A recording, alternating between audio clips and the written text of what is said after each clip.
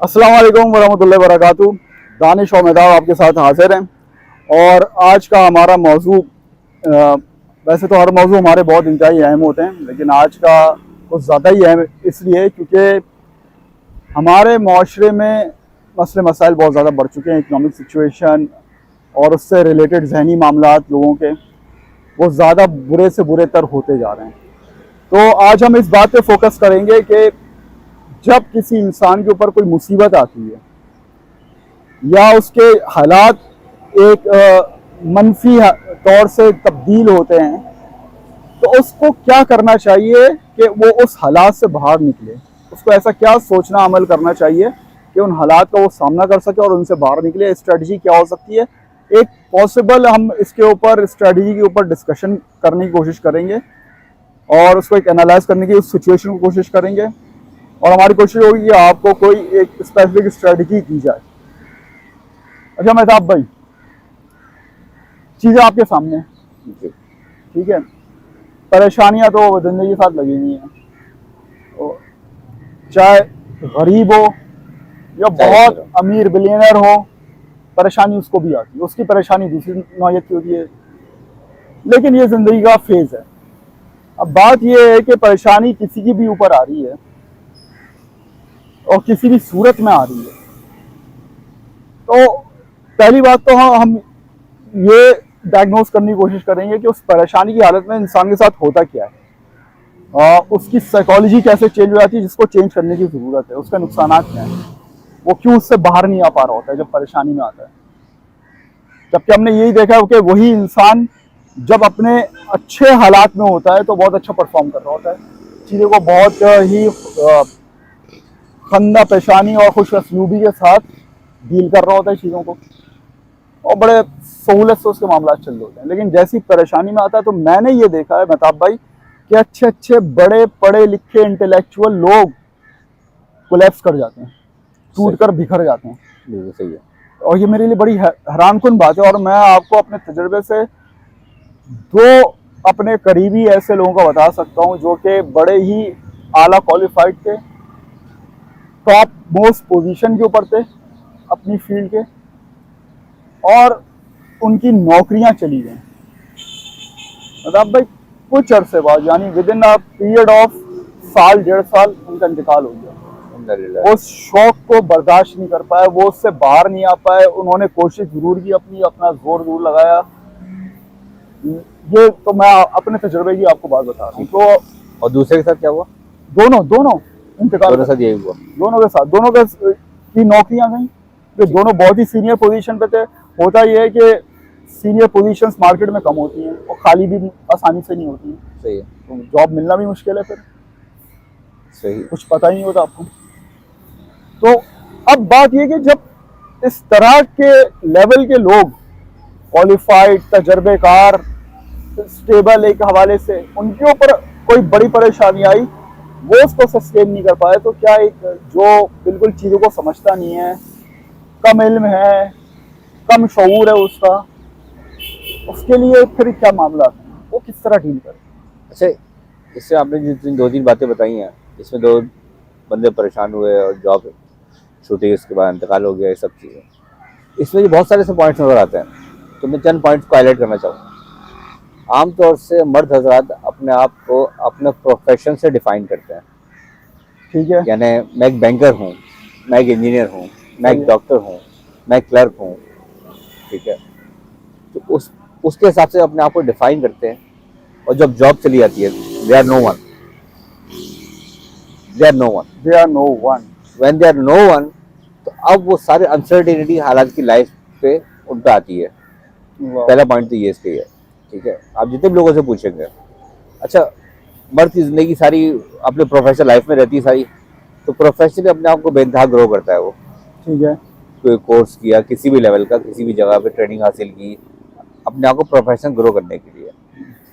जो आमतौर से लोग ग्रो नहीं करते, वो अपने पर्सनल एरिया का होता है, यानी पर्सनल ग्रोथ की तवज्जो नहीं देते। सही।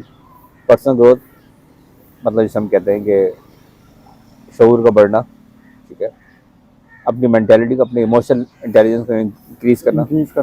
ठीक है, सही है। ये सब पर्सनल ग्रोथ में आता है। तो आमतौर से जो स्ट्रेस ज़्यादा हैंडल नहीं कर पाते उनके मेंटल ग्रोथ और इमोशनल ग्रोथ डाउटफुल होती है। सही। डाउटफुल इन सेंस मैं कहूँगा कि हेल्दी माइंडसेट नहीं होता उनके पास। हेल्दी माइंडसेट नहीं होता। जब हेल्दी माइंडसेट नहीं होता तो बज़ाहिर वो बहुत कामयाब, फॉर एग्जांपल एक बड़े इदारे के चीफ भी है, जब हेल्दी माइंडसेट के साथ नहीं है तो प्रोफेशनली बहुत कुछ है।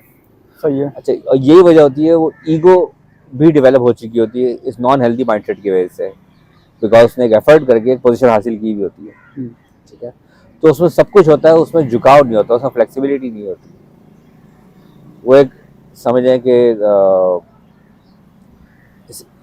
सख्त कहते हैं ना कि उसमें फ्लेक्सिबिलिटी ना हो का मतलब क्या क्या बोलेंगे इसको, लचक नहीं होती। लचक नहीं होती।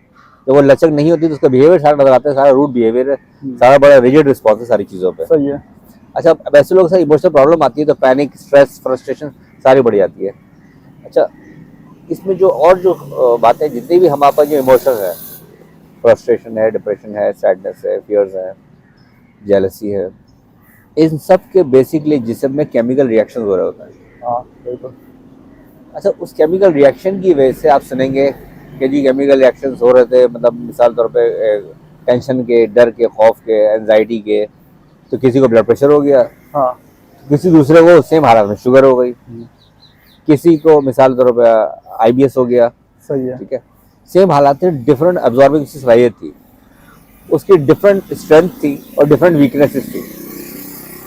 तो उस जिस्म के अंदर ये केमिकल रिएक्शंस हो रहे थे, उसकी वजह से मखसूस जो आदत है वो उससे क्या हुआ, इन्फ्लुएंस हुए नेगेटिव लेवल पे, नतीजा बीमारी कॉज हुई, बीमारियाँ कॉज हुई।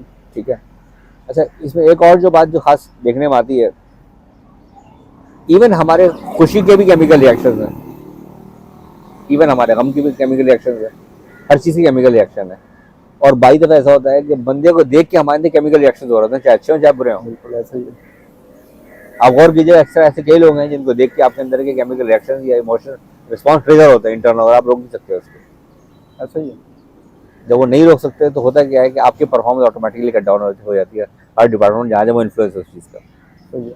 ठीक है, लेकिन जब राइट माइंडसेट होता है तो वो जो लोग होते हैं बाकी वो इन्फ्लुएंस नहीं करते उसको, वो इन्फ्लुएंस कर रहा होता है सर्कल को, तो वो सर्कल की जान होता है, वो सर्कल को पावर दे रहा होता है, वो सर्कल कहता है गुड केमिकल रिएक्शंस कर रहा होता है।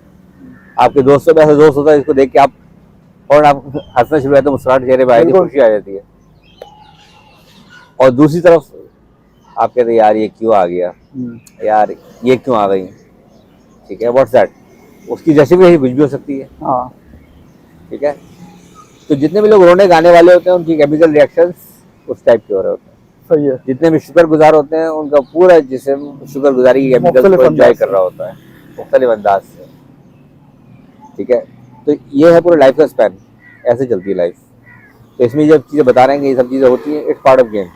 अक्सर आप देखेंगे रॉन्ग बिलीफ नौकरी पेशा लोगों में है, क्या बस यार नौकरी छोड़ेंगे तो बस फिर ज़्यादा सा लल्ला करेंगे, बस और है क्या, बस की बीमारी है, मौत है, और क्या है, बस यही 2-4 चीज़ें। और अक्सर आप गौर करेंगे कि जिन्होंने लाइफ पूरी अपनी नौकरी पे गुजारी होती है अच्छी खासी, नौकरी जाने के बाद, छूटने के बाद वो दुनिया से जल्दी चले जाते हैं, तो जो बामकसद ज़िंदगी जी रहे होते हैं, बामकसद ज़िंदगी जी रहे होते हैं, ज़बरदस्त, क्या बात। बामकसद ज़िंदगी जी रहे होते हैं, उनका लाइफ स्पैन आपको अलग नजर आता है। बिल्कुल यार, ये आपने बड़ी इसमें जो है ना अहम बात पॉइंट आउट की है, और मैं चाहता हूँ कि लोग इस बात को समझें, इस नुक्ते को। महताब भाई ने शुरू में बिल्कुल एक बात की जो इस बात की जड़ मैं समझता हूँ कि जब किसी ऐसे इंसान की नौकरी चली जाती है, क्योंकि उसने अपने आप को प्रोफेशनली डिफाइन किया हुआ होता है कि वो कौन है, क्या करता है, तो उससे उसकी वो आइडेंटिटी छिन जाती है, उसकी पर्सनैलिटी से आइडेंटिटी, वो उसकी पहचान छिन जाती है। अच्छा, पहचान जब छिन जाती है तो एक तरह से पहचान पे सवाल भी उठ जाता है कि अभी तक अगर तुम मिसाल के तौर पे एक इंजीनियर थे तो क्या तुम वाकई अच्छे इंजीनियर थे? नौकरी जाने का मतलब ये है कि तुम एक अच्छे इंजीनियर नहीं हो, लोग ये समझते हैं। अब हुआ ये कि उसकी पहचान छिन गई उससे, वो पहचान जो उसने, जिसमें उसने पूरी जिंदगी अपनी इन्वेस्ट की हुई थी, एकेडमिकली और प्रोफेशनली भी। अब जब वो उससे छिन गई तो वो एकदम खाली हो गया, ऐसा हुआ कि जैसे उसका सब कुछ लुट गया हो, कि अब उसके पास कुछ करने को, कुछ देने को है नहीं। तब वो इस दुनिया में करेगा क्या? अब वो क्या प्रोडक्टिव काम करेगा, किस तरह से कंट्रीब्यूट करेगा, अपने आप को कैसे सस्टेन करेगा, अपने घर वालों को कैसे सस्टेन करेगा, क्या करेगा? अब वो एक नई पहचान की तलाश, उसकी पुरानी पहचान छिन गई, उस पर क्वेश्चन मार्क लग गया। अब वो एक नई पहचान की तलाश में, नई पहचान उसको मिल नहीं पा रही होती है। और इन दोनों केसेस में मैंने ये देखा, जो मैंने आपको जिक्र किया ना, क्योंकि मैंने आपको कहा कि हाईली प्रोफेशनल, टॉप पोजीशन, ठीक है जी, तो वो क्वेश्चन हो जाती है। अच्छा, अब फिर ऐसे लोग जो है ना, मैंने ये देखा है कि वो नई पहचान लेते हुए घबराते हैं, जो कुछ भी छोटा करते हुए ना, वो करके गलती जो कर रहे होते, मैं जो समझता हूँ कि वो जो देख रहे होते, कम से कम इतनी तो मिले, कोई भी चीज मिले, चाहे नौकरी या कारोबार, तो ऐसी पहचान तो मिले जो अभी थी मेरी, या उससे ऊपर की मिले। कोई होता ये कि उनको नीचे की मिल रही होती है, जो उनको कबूल नहीं होती है कि यार अब मैं ये करूंगा, अब मैं ये करूंगा, ऐसा करूंगा, ये लोग क्या कहेंगे। फिर वही आपका दूसरा पॉइंट, की आना उनकी सामने आ जाती है, वो उनको मार देती है फिर वो छोटी पहचान लेने से। तो ये जबरदस्त आपने बात की, ये समझने वाली बात है कि आप अपनी पहचान क्या बना रहे हो, और पहचान ऐसी होनी चाहिए जो कोई आपसे छीन ना सके, कोई नौकरी ना छीन सके, कोई इंसान ना छीन सके, कोई हालात वाकयात ना छीन सके। आपको अच्छी तरह पता हो कि आप कौन हो और क्या कर सकते हो, आप अपने ऊपर। एग्जैक्टली, इस बात से एक बात प्रूव हो गई, आपने बात बोली कि प्रोफेशनल ग्रो करके उन्होंने अपनी पोजीशन हाई बना ली। बिल्कुल, there was no personal goal, there was no personal growth, there was no personal goal. नतीजा पर्सनल एरिया में जीरो थे। वंस वो प्रोफेशनल एरिया से बाहर आए, उन पर एक लेबल लगा दिया जॉबलेस। ठीक है, जॉबलेस का मतलब बेकार आदमी। आपकी ट्रांसलेशन, आपके मतलब यही निकलते सारे, जब आप कहते हैं ना कि जॉबलेस है, कि फारिग आदमी है, बेकार आदमी है, ही इज नॉट फ्रूटफुल।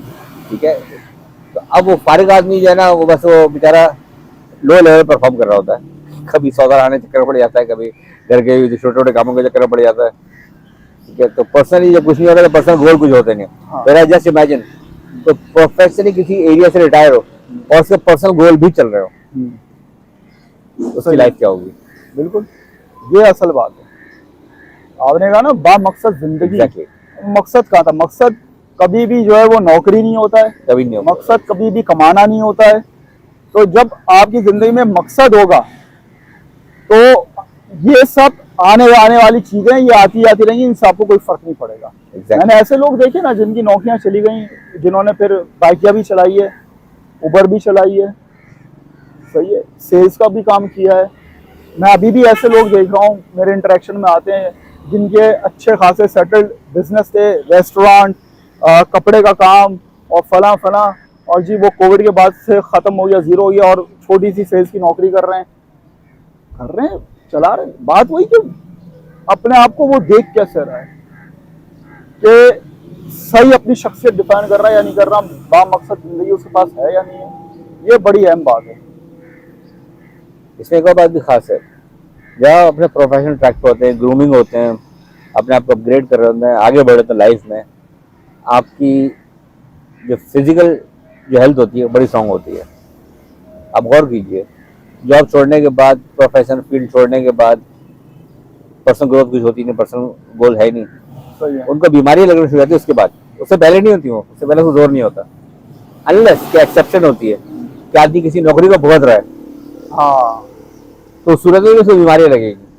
लेकिन जब तक वो क्या कहते हैं भुगत नहीं रहा, नौकरी को एंजॉय कर रहा है, उसकी लाइफ का मामला ही अलग होता है, चेंज होता है, हेल्दी लाइफ स्टाइल बन जाता है, एटलीस्ट हेल्थ को ग्रूम करता है, वो हेल्थ को इम्प्रूव करता है, एटलीस्ट डिजीज कोई नहीं होती, मिनिमम तो यही मिलता है। चेक कीजिए, कुछ ना कुछ सस्टेन कर रहा है, लड़ाई चल रही है। एग्जैक्टली।